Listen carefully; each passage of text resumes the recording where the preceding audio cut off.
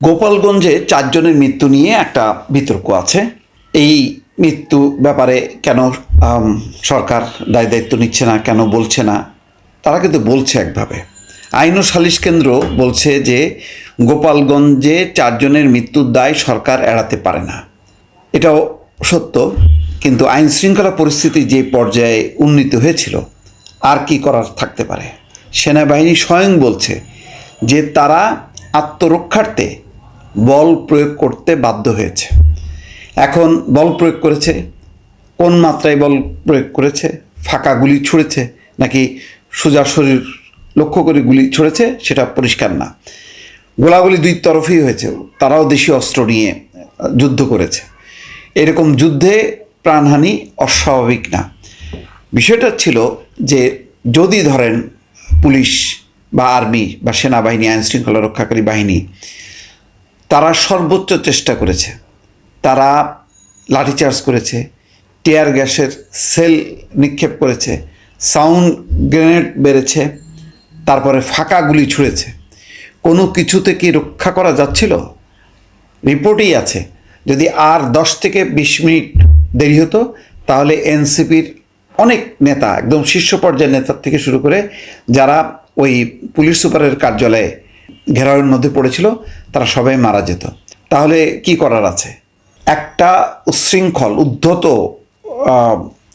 জনতা বা একটা গোষ্ঠী তারা হামলা করছে, তারা কি হামলাকারীদের প্রাণ বাঁচানোর জন্য ছেড়ে দেবে যে হামলাকারীরা কি করুক? ওই হামলাকারীদের আক্রমণে যদি 10 জন 20 জন মারা যেত, তখন তার দায়িত্ব কে নিত? তখনও কি সরকারকে দায়ী করা হতো না? আইন শৃঙ্খলা রক্ষাকারী বাহিনীকে বলা হতো না যে তারা ব্যর্থ? তারা কেন একটা অন্যায়কারীদেরকে প্রশ্রয় দিল? এখানে কি এমন যে যারা মারা গেছে তারা একেবারে ওই ঘরের মধ্যে বসেছিল, সেখানে যে গুলি করা হয়েছে? নাকি রাস্তায় যারা উচ্ছৃঙ্খলতা করছিল, যারা আক্রমণ করা হচ্ছিল? সবচেয়ে বড় কথা হলো যে একটা রাজনৈতিক দলের কর্মসূচি, সেই কর্মসূচির বিপরীতে কি কোনো কর্মসূচি ছিল? ছিল না। কি ছিল? হামলা ছিল। দফায় দফায় সকাল থেকে শুরু করে হামলা করতে করতে তারা এমন পর্যায়ে গেছে, তাদের শক্তিটা বৃদ্ধি পেয়েছে যে তারা সেনাবাহিনীকেও পর্যন্ত ছাড় দেয়নি। এই ক্ষেত্রে কি করার ছিল? তাদের কোনো শান্তিপূর্ণ কর্মসূচিতে কি গুলি চালানো হয়েছে? তো সুতরাং এখানে স্বীকার অস্বীকার মানে কি আছে? এখানে যেমন বলা হয় না যে মৃত্যু হচ্ছে যুদ্ধের একটা অংশ, এখানে তো রীতিমতো যুদ্ধ চলেছে। কার সাথে যুদ্ধ চলেছে? এক দল গোপালগঞ্জে এসে, একটা রাজনৈতিক দল, তারা শান্তিপূর্ণভাবে কোনো অস্ত্র শস্ত্র ছাড়াই তারা একটা কর্মসূচি করছে, সেই কর্মসূচির উপর হামলা করেছে। এখন ওই হামলাকারীদেরকে কোনোভাবেই নিবৃত্ত করা যাচ্ছে না, বরং নিবৃত্ত করতে যেয়ে মানে প্রচুর ক্ষয়ক্ষতি হয়েছে। গাড়ি পুড়িয়েছে, সরকারি স্থাপনায় হামলা করেছে, কারাগারে হামলা করেছে। তখন কি করার আছে? যারা সন্ত্রাস করে, বিশ্বের এমন কোনো দেশ আছে সেই সন্ত্রাসীদেরকে নিবৃত্ত করার জন্য তাদেরকে গুলি করা হয় না? গুলি করা হয়েছে। এখানে কি করার থাকতে পারতো? মানে কি পরামর্শটা কি? যে মানে আইন শৃঙ্খলা রক্ষাকারী বাহিনী গুলিতে মারা গেছে, সুতরাং এই গুলি করাটা ঠিক হয়নি? বিষয়টা কীরকম? হ্যাঁ, সমালোচনা আছে অন্য।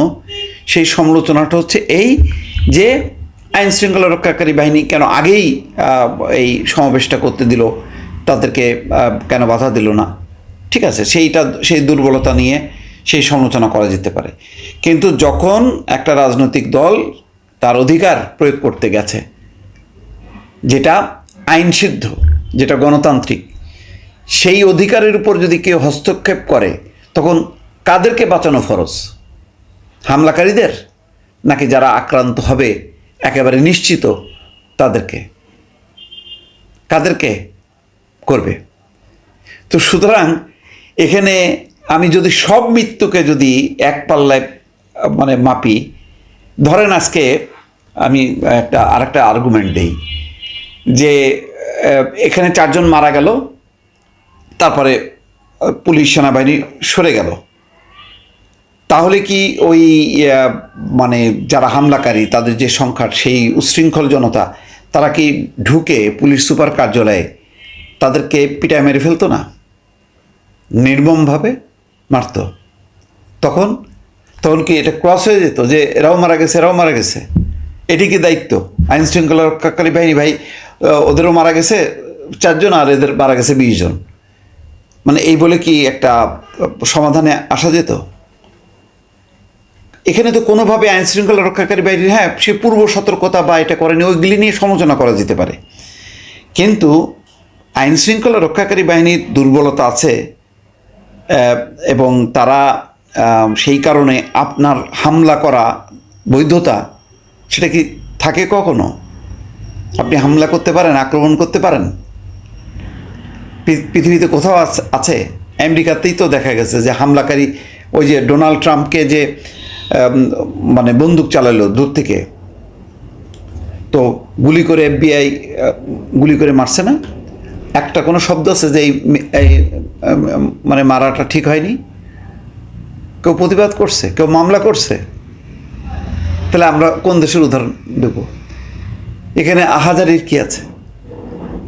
এখানে একটাই হতো, যদি এই মৃত্যুটা যদি আইন শৃঙ্খলা রক্ষাকারী বাহিনী ঘরে ঘরে যে যদি গুলি করে মারতো, তা তো না, এটা তো স্পটে আসতেছে আমাকে হামলা করতে। আপনি আমাকে বাঁচাবেন না? আমি রাস্তাঘাটে আসছে একটা জনতা আমাকে যদি আক্রমণ করে এবং কোনোভাবে ঠেকাইতে না পারে, তখন বাধ্য হয়ে সে গুলি চালাবে না? আমাকে রক্ষা করবে না? কারণ আমার তো দোষ না, ওদের দোষ, ওরা আক্রমণ করতে আসছে।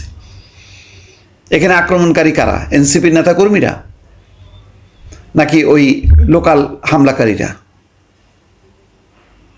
সুতরাং বুঝে সুঝে ক্ষোভ প্রকাশ করা উচিত। অনেক দেখলাম যে এমন মানে ক্ষুব্ধ হচ্ছে, এর ক্ষুব্ধ আর কি আছে?